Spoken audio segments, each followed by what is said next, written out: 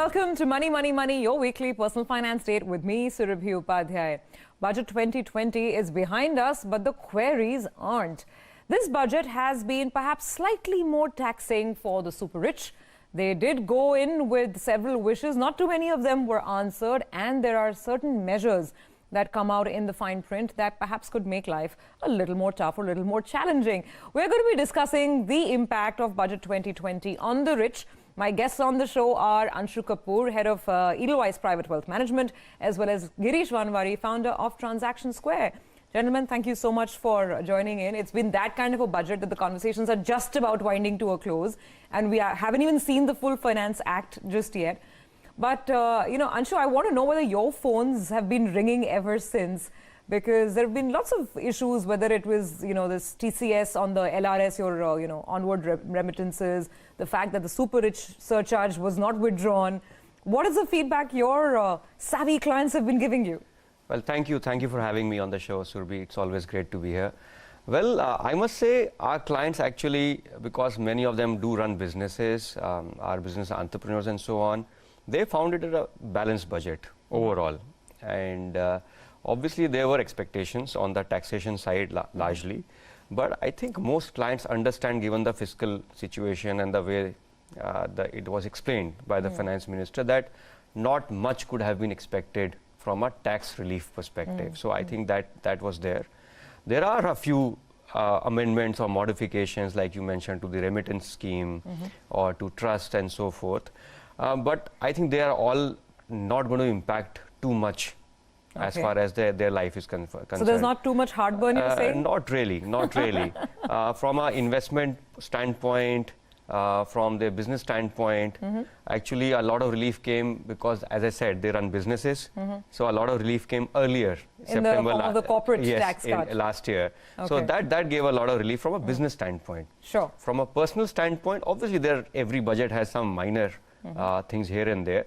So there is an impact, and our clients are studying the impact. Yes, they have been asking us. There are a lot of questions around, how, because you understand, holding entities are in trust, in corporate structures or LLPs or personal. So now maybe you have to relook at everything and say, okay, how do I deal with my investments? Well, which is exactly why we have the two of you here, and Girish here specifically, because he has his expertise in these matters. Now, Girish, one of the immediate, calculations or takeaways that I heard right after the, announcements was that this is going to get difficult because dividends are now being taxed in the hands of the individual. First, it was this flat, 10% tax that your mutual fund would levy. And now those who are earning more and are in the higher tax brackets, they stand to get adversely impacted. So are people already looking for alternate structures? No, absolutely. I think it's important to understand what happened. So first of all, dividend distribution tax was abolished. That was a popular ask. The people were also expecting that the dividend taxation rate in the hands of the recipient would remain the same. Presently, it is 10%, and they were hoping that 10% would continue and dividend distribution tax would get abolished. That 10% continuance has not happened. No, it's 10% for mutual funds, but at the company level, originally it was 20%, right? Yeah, actually the company pays 20% and the recipient, which is us, we pay 10% today. This 10% now is taxed at the regular rate of income. So if you're a company, you have to pay 25%. If you're an individual, it could go as high as 43%, so on and so forth. Who does it benefit? It benefits if you're a non-resident. If you're a non-resident, then depending upon the treaty you fall with, you can get up to 5 or 15%. And most investments are through Mauritius, Singapore, Netherlands, UK, US. All of them would benefit from this. But certainly Indians will lose out from this. And the biggest hit will be Indians which are owning shares in their own name, which are founders of companies and people who've transitioned into trusts, because trust also is like an individual. Yes. So I just go back to the trust structure. I mean, when trust was formed, there were several reasons. Inheritance tax, succession planning, asset protection, and so on and so forth. And one reason was tax too. Previously, if you look at 3 years back, trust did not pay tax on dividends which it got. Okay. Individuals paid. Okay. Then trust got covered in the ambit. So now it is 10 plus surcharge, which is effectively 14%. And now it's become 43%.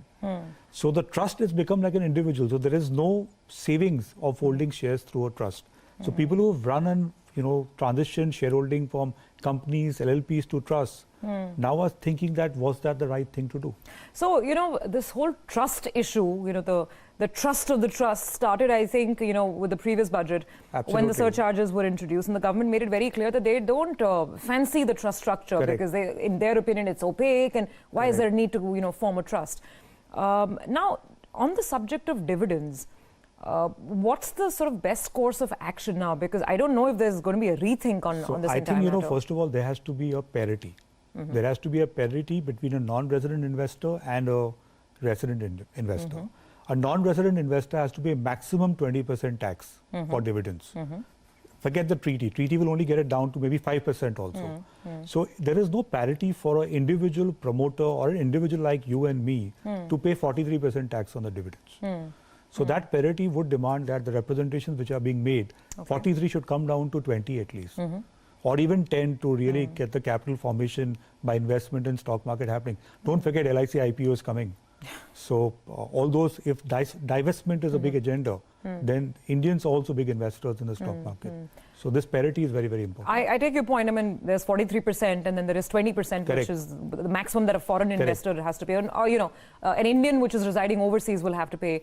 Now, Anshu, on the question of dividends and the manner in which this new dividend tax is going to be sort of levied, what are the conversations that your clients are having with you, and is this a real big issue for them as well? Well, like Girish mentioned, first of all, wherever there are promoters holding shares or there's significant shareholding in companies and dividends were a form of significant chunk of their cash flow or income, obviously there's an impact. So that's a little bit unpleasant impact that clients are seeing. But as far as the investment portfolios are concerned, obviously now clients are saying, should we move from dividend plans to growth plans? Right. And so it's those small things are starting to take place now, and that execution will happen once the document is crystallized. And obviously it'll be great to see some representation and great to see if some changes happen. But I think this has been absorbed in the system largely by most clients, that this is the new law and this is the change. If something changes, great, but I think it's got absorbed as we speak. Okay, we need to take a break on that note, but there are lots of other issues to discuss, including when the super rich are, going to sell property. There's some relief, marginal relief that's coming over there. If the super rich want to remit money, then there is this concept of TCS, or tax collected at source. We discuss all of that, the budget impact on the rich on the other side.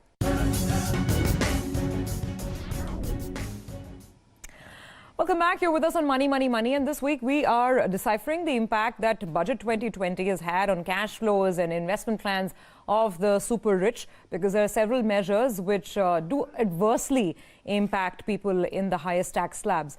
I want to sort of take off from this issue of the trust structure and ask you gentlemen what happens to REITs and InvITs, because Anshu, if I go back to a conversation we had just a couple of months back, you were telling me that the HNI is very happy putting his money in REITs, if not in physical real estate. Is that trend still intact? And would this investment be at risk now? Absolutely. First of all, let me tell you, annuity creating assets, where you can create a fixed income annuity, that is something that is really, really in great demand. And if you see the recent reports, about 20,000 crores of fresh InvIT issuances are expected in the country in this financial year. So it's going to be a big asset class. And there's a lot of foreign money coming in, and there's a lot of ultra high net worth money going into these asset classes. And it's all led by what is happening in the fixed income markets in India, as in the yields are falling off.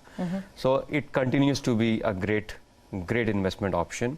And as far as these taxation implications are concerned, our expectations are that in the fine print, in the final budget document, it'll all get cleared out, because conceptually, I don't think as a trust structure, so to speak, it should attract that kind of taxation. Obviously, Girish can elaborate on that, but we feel that still it continues to be a great opportunity. Provided there's no major change in tax. Absolutely. So Girish, what is the present taxation structure? How much tax does a REIT investor have to pay? And what's your interpretation of the Finance Bill 2020? See, clearly for the dividend distribution by the REIT or InvIT, now there's a taxation. So that makes REIT and InvIT quite inefficient, because the arbitrage of taxation was very important for the yield of the REIT and InvIT. But we've been having chats with several institutions, and bodies, and there's a big demand that they should go away. And so just to jog memory, what was the current taxation structure? Present, it is a pass-through. Okay. And that is now being replaced via withholding and then a taxation at a maximum marginal rate. Of 43%, yes. Because if it's the trust, if it's treated like an individual, yes. then it falls into that bracket? Absolutely. So that is something which is a very big worry, and that will make REIT and InvIT very unviable actually as a product for HNIs. Maybe yes, global investors will invest because of treaty concessions which they'll get, but HNI will not find it attractive. Now, on the subject of real estate, at least there's some good news, right? Because earlier, I think if you were doing a transaction at less than circle rate, even if the market price was lower, you'd only have the 5% flexibility in the circle rate and the level at which this transaction could have happened. Now that's been extended to 10%. Is that good enough relief? Absolutely not. So what is happening today, the stock market is up, real estate is very down. The circle rates are still very high. The difference between the circle rate and the real value is around 20-25%. That's what I hear in the marketplace. Okay. So people are finding it difficult to transact. Okay. Now, if you look at, say, HNIs, they are deleveraging their individual assets to actually repay the loan or depledge their shares and so on and so forth. So a lot of people are finding it difficult to do deals because the rates in the registrars are far higher than the real price, which leads to taxation. Okay, so how does that impact the tax liability? The way it happens is like when you suppose if an asset is 100 rupees and the rate in the registrar is 120, if I transact at 100, I have to still pay tax on 120. Okay. And for the recipient, if you buy it for me, you have to pay tax on 20 as income because you're getting an asset cheap. Okay. So it makes the transaction very unviable. So 10% is a good progress over 5, but should that be 20, 25? Certainly it should be higher. Okay. So well, those are some of the points in real estate. Anshu, as an asset class, do you see any interest? I mean, we're also winding up this whole year. Physical real estate has been a big no-no. What do you see on physical real estate in the months to come? Well, as far as the ultra high net worth investors are concerned, they are already holding a lot of investments into real estate. These could be in the form of land, it could be in the form of residential apartments, and now increasingly commercial real estate. But also there is an interest to now hold in a financial form, as in through funds or through REITs. So as far as this tax implication is concerned, I do not think it's going to make too much of a difference, because anyways the interest to hold physical real estate is fairly low. And yes, they may want to exit when the prices are there. So as far as the interest is concerned, commercial, it's a very big asset class, but increasingly the preference is to hold it through financial instruments like funds or REITs. So they could become very large investment vehicles. Okay, so that's all about real estate. And now we come to the hottest point, perhaps, of the budget, which is this whole NRI tax, or catch the NRI bandwagon, right? Girish, there was some clarifications post the budget. Correct. But I don't know if that's any sort of a rollback, because now they're saying that if you spend more than 120 days in the country, then you will have to pay tax in India? So actually there are 2-3 dimensions of it. Clarification has come only for one dimension. Okay. One dimension is a stateless citizen, a person who is a vagabond, who's a, who doesn't live anywhere, 40 days here, 50 days there, 60 days there, and he's a citizen of India, is a tax resident nowhere, pays tax nowhere, doesn't pay tax in India on the full worldwide income. So the law says that this person will be taxed in India. Then the debate comes like, okay, if a guy is staying in Dubai there is no taxation, but you can still be a tax resident of Dubai. Because under the India-UAE treaty, if you stay 182 days in Dubai, and if you have a house, you have nexus, there are tests to be mentioned. And if you're a resident of Dubai, then you're entitled to the treaty benefit. You become a tax resident of Dubai, and then you don't have to pay tax in India because you're not a stateless citizen. That's the clarification which came. That if you're a proper resident somewhere else and you're earning your income there, living there, even if there is no tax there, it doesn't matter. You don't have to pay tax on that income in India. But you will have to comply now with the 120-day rule. That is a worry. Instead of 182. That is a worry. That's a second dimension. Yeah, that's a second dimension. People who want to come to India for doing business or being with their parents or for any other reason, they're citizens of India. They have to now be in India for maximum 120 days. And that change is expected. That change is required. That's feared people away. Okay, Anshu, on this, because the allegation was that because the super rich tax, became as onerous as 43%, people were looking at this smart engineering to perhaps, avoid paying tax or part of the tax here in India. So, what would you say? What's the feedback that you've picked up in the circles? I mean, obviously, there's no data behind Sure. all these things, and it's very hard to say. But what we have seen is it's not a big impact on our clients. They are still assessing it wherever there are NRIs or they're genuinely, their business operations and parts of the family are overseas. And they will have to make these tweaks now. They will have to make these tweaks and adjust to the new 120-day kind of a scenario. So as far as that part is concerned, there is not much of a problem. They're just waiting for the fine print to come as to how these things will work. So in our client segment, it doesn't really impact them. Okay. The only this additional 60 days that they need to accommodate for is what they will have to plan for. It really doesn't matter too much. Okay. Well, all right, gentlemen, we'll take a quick break. Some more issues to be discussed. Plus, of course, a look ahead on what the HNI can look out for as we get set to wrap up this year, FY20. Back in just a moment.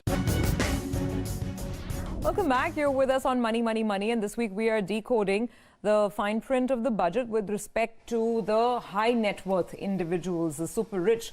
Of course, we are waiting for the bill to be made into an act. And after that, perhaps we'll get full and final clarity on this. Girish, the point on this TCS on remittances, and I know because Anshu would have been advising a lot of his clients to invest in overseas markets because you're getting better returns. So now how is this going to work? It's not an additional tax, but it's something by which the government wants to keep a tab on all money above 7 lakhs going out? Absolutely. All money above 7 lakhs going out, 5% of that, and that has to be collected and paid to the government. Of course, the person who's remitting the money gets a set-off of that against his other income. Okay. But let me tell you the complications. Is the $250,000 limit inclusive of this 5%? Or is it $250,000 plus $12,500? Okay. Remittance is only $250,000. So I presume that this is over and above the $250,000 which you're paying. A lot of people, what they did is that Anshul, me, brothers, he will send, his wife will send, his children will send, and we'll do 8 people sending $250,000 each. Sure. So yes, I'm a earning member, so I will get a credit for this 5%. What about the rest? Some are juniors also in the family who use the scheme. So the credit mechanism, yes, it is a good thing that we will get a credit and it's a track. Then some people may be able to get the credit, some people may not have income. Right. They may be getting money as gifts which are getting remitted under the LRS scheme. One more dimension to this. Is it on income? Is it on capital? Because you may actually spend $250,000 spending it out completely. Or you may be investing in some shares or buying a house. On that also you have to deduct 5%. Answer is yes, it is on both. It's on all remittances. And Any money going out above 7 lakhs? correct. 5% TCS? Correct. Okay. So, Anshu, I don't know, I mean, it's still early days, but is it going to weigh on, the advisory of overseas investment, whether you're looking at, real estate overseas or even equity overseas? It will. Okay. Because a family of 4 sending $1 million, and as you know, even minors could send that money overseas. So it does impact to that level. And obviously, we need to see the fine print again as to see how this will work and on what all categories this applies to. But it does impact, because on $1 million, if you have to keep aside 5%, which is $50,000, that is a big chunk of money, and then the whole process of getting it back and so forth. But what it's also a lot of disclosure. Yeah, correct. That, I think disclosure is fine, but it's just the procedural hassles and, when it comes back, keeping a tab on that and all those things. And also it's an additional cost to you when you're making that investment. And in that sense, it dilutes your returns also. That's true. But what may happen is there are now a lot of feeders from India are available.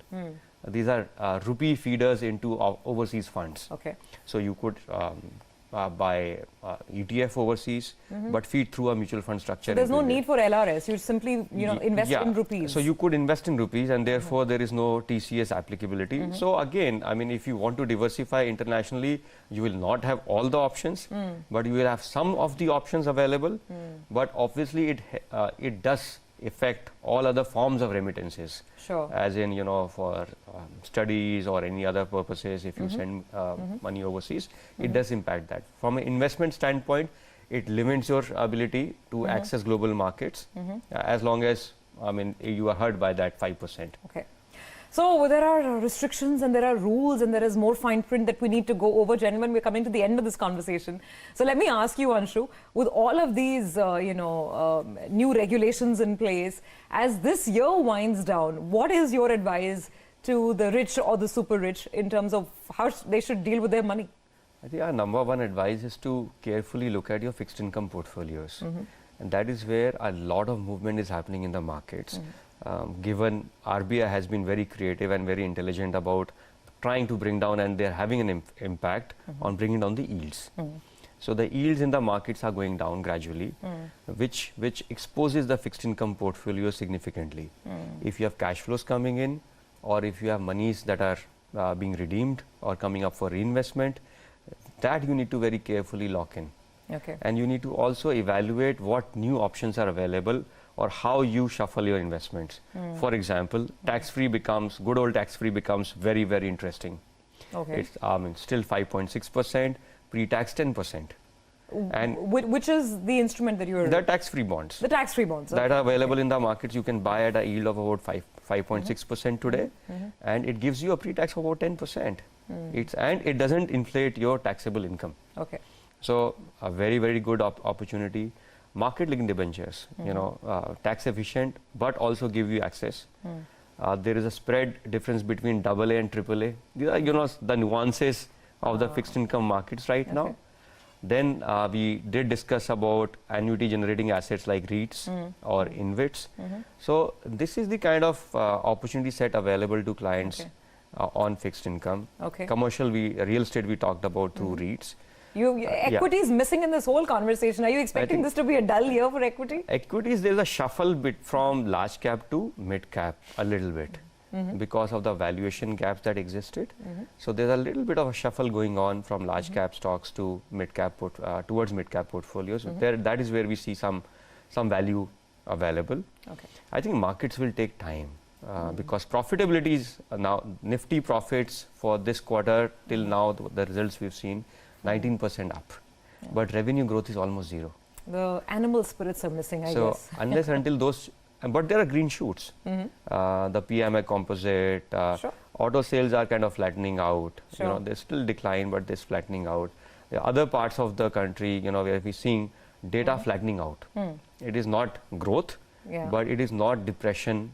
Hopefully it's the bottom. I think that's what we're saying. So this whole intent of the RBI to push yields downwards is going to expose a lot of portfolios. Okay.